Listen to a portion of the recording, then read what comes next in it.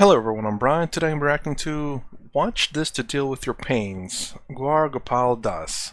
So this is about the closest I could find in terms of karma of what he talks about, because a lot of the pains that we deal with, as far as I can understand according to Hinduism or Advaita Vedanta, is the fact because of your karma. So let's see what he has to say about dealing with your pains. Have you ever been in pain due to failures, a personal loss, a tragedy, or a heartbreak?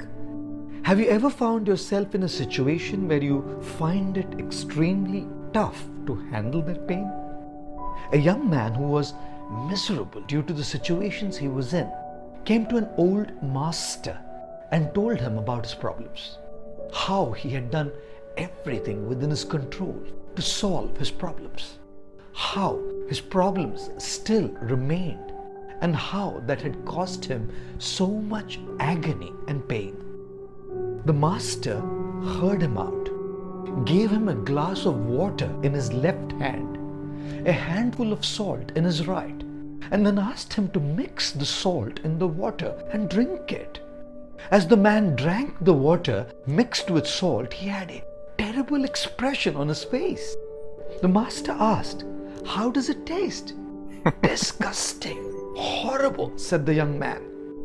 The master then handed the confused young man the exact same amount of salt, took him to a nearby lake, asked him to add the salt to the lake. Please, don't ask him to drink that salt water. And also my voice may sound funny because I was quite sick last night and it's just affecting me now.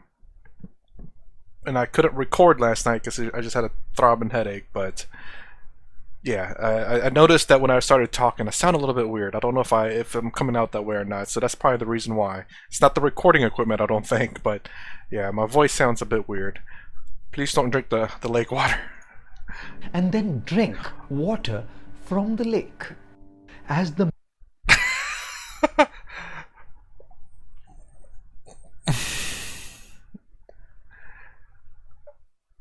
You should probably drink the water if you're going. Assuming that it's clean water, you drink it prior, and then so you know what it's like before you added the salt, and then you add the salt to drink it. It's like it's not gonna be much of a difference because it's such a massive amount of water. But I think I get what he's saying here. But don't drink lake water because you don't know what could be in there. lake, and then drink water from the lake. As the man drank the lake water with his cupped palms, the master asked, "How does the water taste?" "Good, fantastic," remarked the man. "Can you taste the salt now?" asked the master. "No," said the man. The master said, "Dear son, after we have tried our bit to solve our problems and alleviate our pain, the amount of pain that still remains due to problems that are beyond our control is like pure salt. You can't change it. It remains the same, unmoved, unfazed, no more, no less. But how we experience that pain, whether or not we experience that pain, depends on the container we put it into. So when you can't change the pain you are in, enlarge your container. Stop being a glass. Start being a lake. And what does it mean to enlarge your container? It means that you enlarge your mental abilities by focusing on the good things happening in your life and thus making the salt-like pain seem trivial or non-existent.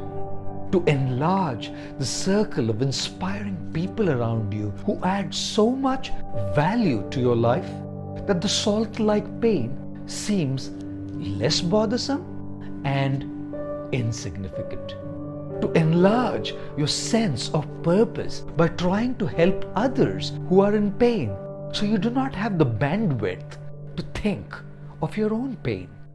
To enlarge your I will say there by by helping other people in general, Swami Sarvapriyananda talks about the 4 things that makes us happy in life. 3 of them are based on science.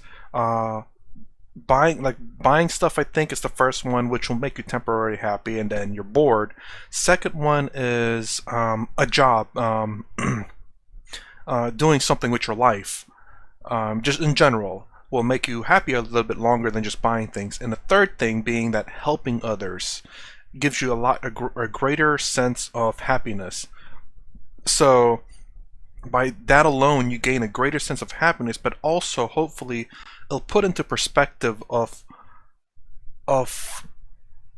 how much pain maybe you're in, maybe what you thought to be a great sense of pain to yourself after seeing other people suffering, maybe will put your pain into perspective to like, huh, my pain is not really that great. It's not that big of a deal. The only reason why I say that is because there are some people out there, they tend to be, how do I say, it's hard to describe. I guess the people who have never really experienced pain. So an example that I use is over exaggerated, but I just like using it. It's like, generally speaking, it's like spoiled rotten kids go to Starbucks and buy their mocha latte whatever's, and they realize that there's only 3 ice cubes in there instead of 4, and that they requested, so they blow up because that's the worst kind of suffering pain in the world. They're so spoiled that they don't know what genuine pain feels like, or real or is. And especially a lot of well, I won't say a lot, but there are certain Christian organizations that go to developing underdeveloped nations or third world countries to help them out, to hopefully do more than just spread the word of Christ or whatever, but to help them out. And then when they come back, hopefully they have this realization to how good they have it. They realize how their suffering is so insignificant, and they're not really suffering at all. It's just a minor inconvenience. That's the thing that I can appreciate for a lot of the religious organizations when they go over to these other countries to help them, genuinely help them, not just to spread the word. Like help them with trying to get clean water, or whatever may be the case. Teach them how to plant. I don't know what it is that they do. I know it's something along those lines. And when these people come back, hopefully they learn something to put their life into perspective and what they should appreciate that they have. And I think that's what's kind of lacking in America. Bandwidth to think of your own pain, to enlarge your consciousness by a spiritual connection that can give you the strength to handle the constant pain that you are just unable to remove from your life. Oh, I paused that a little too soon. Stop being a glass, start being like a lake. I don't know if I could put that any sweeter. I mean, but what does the water represent? It's merely, the salt is the pain, but the water is the what, though? When you dilute salt down with, what is it you're diluting with? What is this pain that you're diluting with? Maybe the activity that you're doing, right? Your mental capacities and all that. Yeah, I think I think that's what he's trying to say, is that your mental capacities, how emotionally mature you are, how much knowledge you obtain. And this is what I do, is whenever I look at problems and stuff in my life, I think of it logically. That's what I call it anyway. And it's like, how big of a deal is this? And I think it through. It's like, well, okay, there's a problem. What can I do? If there's something I can do, then I can fix it. If there's nothing I can do, then I'm causing myself to suffer unnecessarily because there's nothing I can do. And this is the things that I point out. So you can either do something about it, or you can't do anything about it. If you can't do anything about it, then you're suffering. If you're continuing to suffer because you can't do anything about it, you're just letting yourself suffer. Now, if you can do something about it, there's 2 things you can do there. You can either do something about it, or you don't do anything about it. If you choose not to do anything about it, then you shouldn't suffer because you're choosing not to. But if you can do something about it, then, well, you can do something about it and then work towards it. That's always been my basis on things. So stop being like glass, start being like a lake. I think develop your emotional fortitude, emotional or mental fortitude to be greater, that you won't let things bother you as much.